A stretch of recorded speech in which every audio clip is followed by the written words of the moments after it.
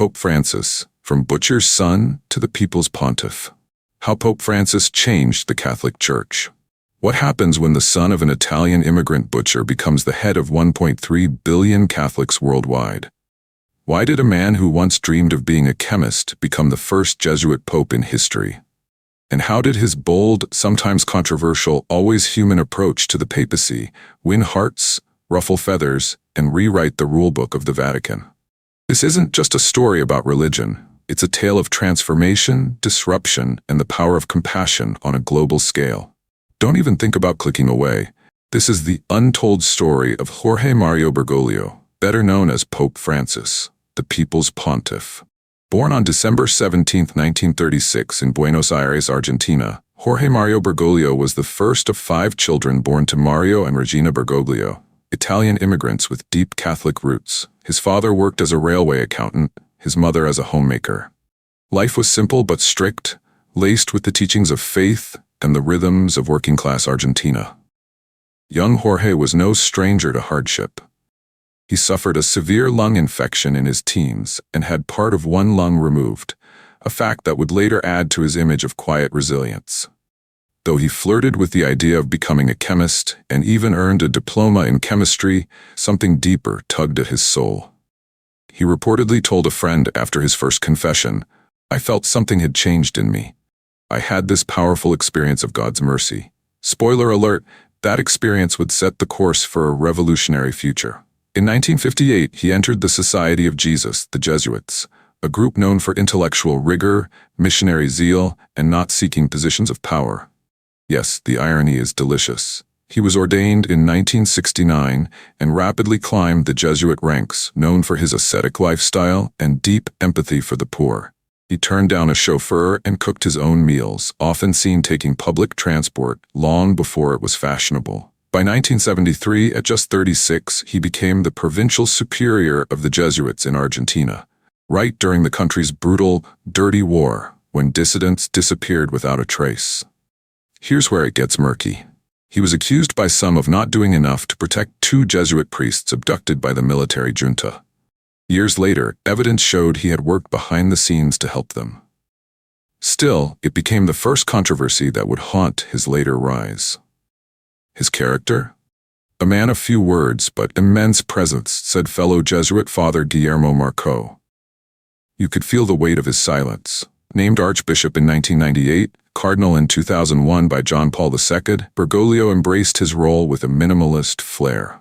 He refused the ornate Archbishop's palace, choosing instead a small apartment. No fancy robes, no VIP treatment.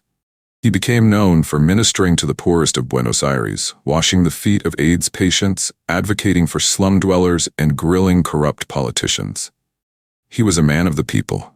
Fun fact, he was the runner-up to Pope Benedict XVI in the 2005 conclave. But as the saying goes, he who enters the conclave, a pope, leaves a cardinal, unless you enter twice. Following Benedict XVI's historic resignation in February 2013, the first pope to do so in 600 years, the College of Cardinals gathered in Vatican City to choose a new shepherd.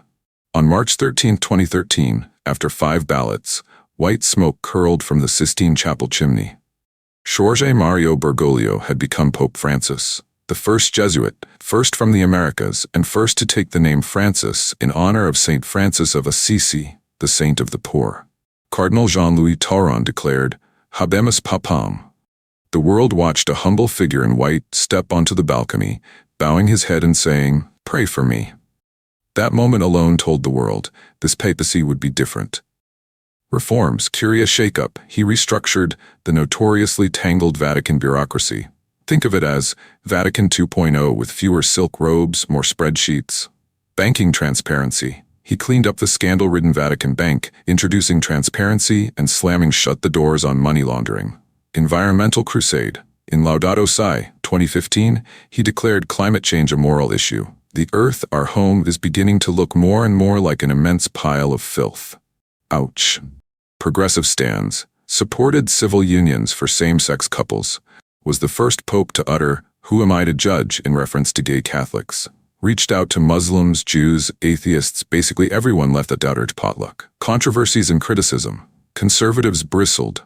Cardinal Raymond Burke once called his teachings confusing and dangerous. Mishandling of some abuse cases, especially in Chile, drew criticism, though he later admitted failures and sought reforms. Critics argued he focused too much on social justice and not enough on doctrine. Francis didn't always get it right. His slow response to the sexual abuse crisis in some regions dented his credibility.